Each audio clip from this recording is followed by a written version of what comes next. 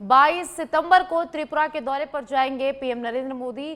पुनर्निर्मित त्रिपेश्वरी मंदिर का उद्घाटन करेंगे प्रधानमंत्री नरेंद्र मोदी।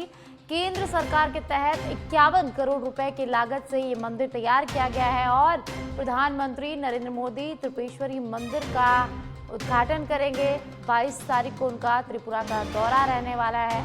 इस दौरान 21 करोड़ की लागत से तैयार मंदिर का उद्घाटन करेंगे पीएम नरेंद्र मोदी। तो प्रधानमंत्री नरेंद्र मोदी का 22 सितंबर को त्रिपुरा का दौरा रहने वाला है। 22 सितंबर को त्रिपुरा जाएंगे, जहां पुनर्निर्मित त्रिपेश्वरी मंदिर का प्रधानमंत्री नरेंद्र मोदी उद्घाटन करेंगे। केंद्र सरकार के द्वारा 21 करोड़ रुपए की लागत से यह मंदिर तैयार किया गया है और प्रधानमंत्री नरेंद्र मोदी 22 सितंबर को इसका उद्घाटन करेंगे।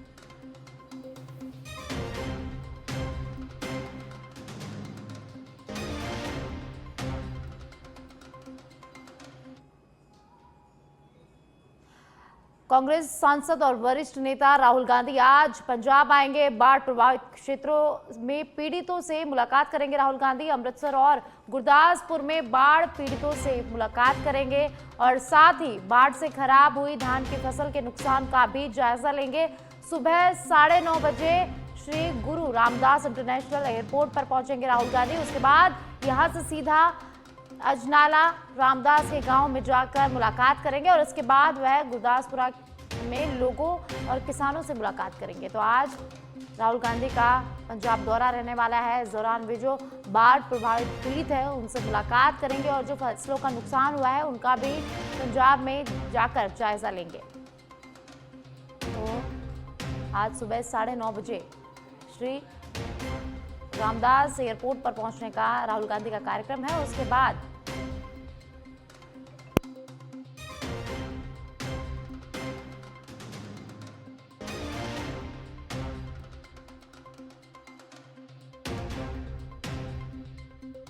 मुलाकात करेंगे। अमृतसर और गुरदासपुर में बाढ़ पीड़ितों से मुलाकात का राहुल गांधी का कार्यक्रम है और इसके साथ ही जो बाढ़ से धान की फसल खराब हुई है उसका नुकसान का भी राहुल गांधी जायजा लेंगे।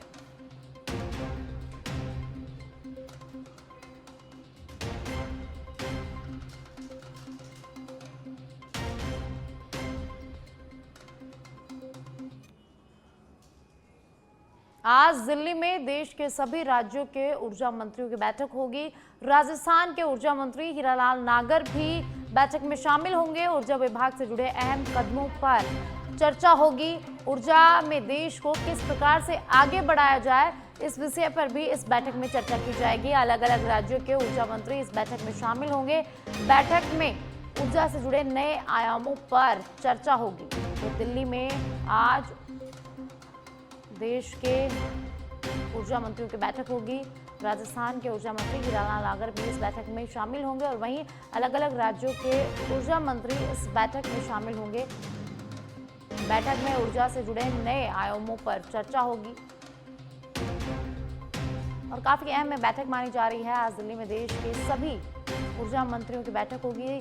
सभी राज्यों के जो ऊर्जा मंत्री है इस बैठक में शामिल होंगे। इसी दौरान राजस्थान के ऊर्जा मंत्री हीरालाल नागर भी इस बैठक में शामिल होंगे। तो इस बैठक में ऊर्जा को लेकर अहम चर्चा की जाएगी।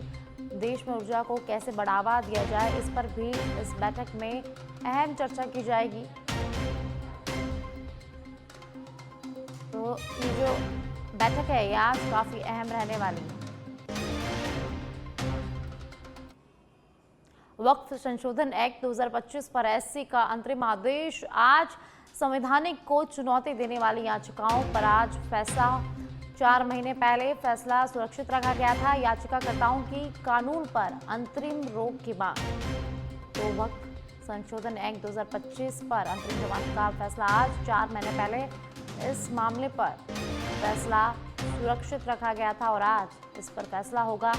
याचिकाकर्ताओं की कानून पर अंतरिम रोक की मांग की गई है। तो वक्फ संशोधन एक्ट 2025 पर एससी का अंतरिम आदेश आ जाएगा।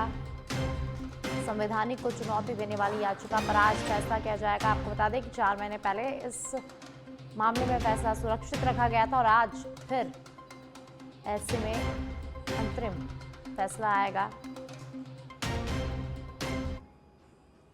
जयपुर में विमान हुआ खराब, फ्लाइट करनी पड़ी रद्द। एयर इंडिया एक्सप्रेस की फ्लाइट IX 195 का मामला। जयपुर से सुबह 5:55 पर ये फ्लाइट दुबई जाती है। फ्लाइट में यात्रियों की बोर्डिंग हो गई थी। फ्लाइट IX 195 में सामने तकनीकी खराबी आने के कारण इसे रद्द करना पड़ा। एयर इंडिया एक्सप्रेस प्रबंधन ने इस फ्लाइट को रद्द किया है। परेशान यात्रियों ने एयरपोर्ट पर फ्लाइट रद्द होने को लेकर हंगामा भी किया। तो जयपुर से खबर है, जहां एयर इंडिया के फ्लाइट को तकनीकी खराबी आने के कारण रद्द करना पड़ा और परेशान यात्रियों ने फ्लाइट रद्द होने पर एयरपोर्ट पर हंगामा किया। आपको बता दें कि इस फ्लाइट में यात्रियों की बोर्डिंग हो गई थी, लेकिन तकनीकी खराबी आने के कारण इसे रद्द करना पड़ा और उसके बाद ये जो यात्री थे वो उनको काफ़ी परेशानी का सामना करना पड़ा और यात्रियों ने एयरपोर्ट पर जमकर हंगामा किया। एयर इंडिया एक्सप्रेस की फ्लाइट IX 195 का पूरा मामला है, जहां फ्लाइट को रद्द करना पड़ा। और अब जयपुर जनाना अस्पताल से बड़ी खबर सामने आ रही है, जहां अस्पताल के गायनिक वार्ड प्रथम में प्लास्टर गिर गया। अस्पताल में भर्ती मरीज के बेड पर ये प्लास्टर गिर गया है। घटना में एक मरीज को हल्की चोटें आई है और दूसरी जगह शिफ्ट कर दिया गया है। प्लास्टर गिरने की घटना से वार्ड में भर्ती मरीजों में भय का माहौल है। अस्पताल में आए दिन प्लास्टर गिरने की घटनाओं से मरीजों में रोष व्याप्त है। तो जनाना अस्पताल से इस वक्त की बड़ी जानकारी हम आपको बता रहे हैं, जहां एक वार्ड में प्लास्टर गिर गया।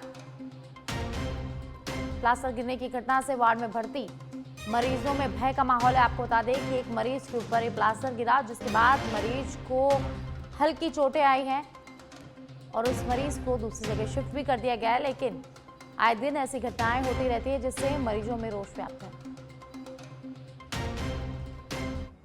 ब्रेक के बाद आप सभी का फिर से स्वागत है और अब खबरों में आगे बढ़ते हैं। भारत करेगा IEC जनरल मीटिंग 2025 की मेजबानी। आज से 19 सितंबर तक IEC की 79वीं जनरल मीटिंग नई दिल्ली के भारत मंडपम में होगी। जनरल मीटिंग 1960, 1997 और 2013 के बाद चौथी बार भारत में आयोजन। 100 से अधिक देशों के 2000 से ज्यादा विशेषज्ञ शामिल होंगे इस मीटिंग में। इलेक्ट्रिक मोबिलिटी, सस्टेनेबल एनर्जी पर विशेष फोकस रहेगा। समारोह में केंद्रीय मंत्री प्रहलाद जोशी, पीयूष गोयल मुख्य अतिथि होंगे।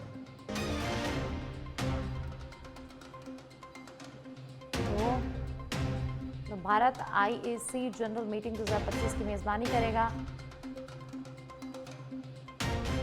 आज से 19 सितंबर तक IEC की 79वीं जनरल मीटिंग आयोजित होगी।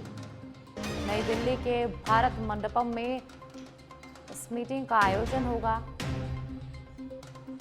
1960, 1997 और 2013 के बाद चौथी बार भारत में इस मीटिंग का आयोजन हो रहा है। 100 से अधिक देशों के 2000 से ज्यादा विशेषज्ञ इस मीटिंग में शामिल होंगे। ईडी ने उर्वशी रौतेला और मिमी चक्रवर्ती को समन भेजा है। अवैध बैटिंग ऐप 1xBet मामले में दोनों को समन भेजा गया है। पूर्व TMC सांसद मिमी चक्रवर्ती से आज पूछताछ होगी। मिमी चक्रवर्ती को दिल्ली ईडी मुख्यालय में पेश होना होगा और उनसे पूछताछ भी वहां की जाएगी। एक्ट्रेस उर्वशी रौतेला को कल पूछताछ के लिए बुलाया गया है।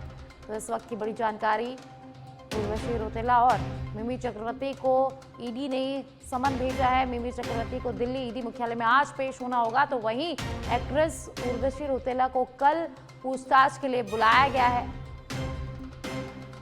तो आज मिमी चक्रवर्ती से पूछताछ होगी और वहीं कल उर्वशी रौतेला को पूछताछ के लिए बुलाया गया है। ईडी ने दोनों को बैटिंग ऐप के तहत समन भेजा है। अवैध बैटिंग ऐप 1xBet के मामले में दोनों को समन भेजा गया है। पूर्व TMC सांसद मिमी चक्रवर्ती से आज पूछताछ होगी। मिमी चक्रवर्ती को दिल्ली ईडी मुख्यालय में आज पेश होना होगा, जहां उनसे पूछताछ होगी। वहीं जो उर्वशी रौतेला है, उनसे कल पूछताछ की जाएगी। उनको पूछताछ के लिए कल बुलाया गया है।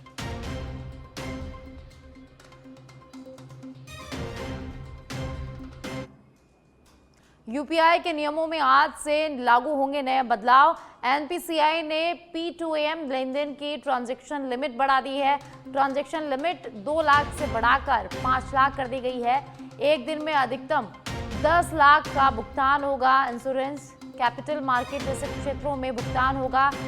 GeM पोर्टल पर अब प्रति लेनदेन 5 लाख की नई सीमा। ट्रैवल, लोन, EMI और ज्वेलरी खरीद पर भी लिमिट बढ़ाई गई। सामान्य यूपीआई ट्रांजैक्शन लिमिट में कोई बदलाव नहीं किया गया है। तो नए यूपीआई पेमेंट्स के नियम आज से लागू होंगे। GeM पोर्टल पर प्रति लेनदेन की सीमा बढ़ा दी गई है। 5 लाख यहाँ सीमा कर दी गई है। ट्रैवल, लोन, EMI और ज्वेलरी खरीद पर भी लिमिट बढ़ाई गई है। सामान्य यूपीआई ट्रांजैक्शन लिमिट में यहाँ कोई बदलाव नहीं किया गया है।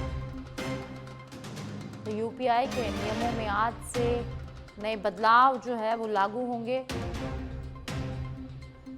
एनपीसीआई ने P2M लेनदेन की ट्रांजैक्शन लिमिट बढ़ा दी है। ट्रांजैक्शन लिमिट 2 लाख से बढ़ाकर 5 लाख कर दी गई है। तो एक दिन में अधिकतम 10 लाख का भुगतान अब कर सकते हैं। इंश्योरेंस, कैपिटल मार्केट जैसे क्षेत्रों में भुगतान होगा। वहीं ट्रांजैक्शन लिमिट में कोई बदलाव यहां नहीं किया गया है। और बाकी GeM पोर्टल पर अब प्रति लेनदेन 5 लाख की नई सीमा रखी गई है। झुंझुनू जिले के मंडरेला के पास बड़ा हादसा हो गया। नरहड़ दरगाह से मन्नत पूरी कर अपने गांव साखू लौट रहे ग्रामीणों से भरी पिकअप अचानक बेकाबू होकर पलट गई। पिकअप में महिलाओं और बच्चों सहित 2 दर्जन से ज्यादा लोग सवार थे और इस हादसे में 16 लोग गंभीर रूप से घायल हो गए। घायलों को झुंझुनू के BDK अस्पताल पहुंचाया गया। घायलों में से 4 घायल की हालत गंभीर होने से उन्हें जयपुर रेफर कर दिया गया है। 12 घायलों का BDK अस्पताल में लगातार इलाज जारी है।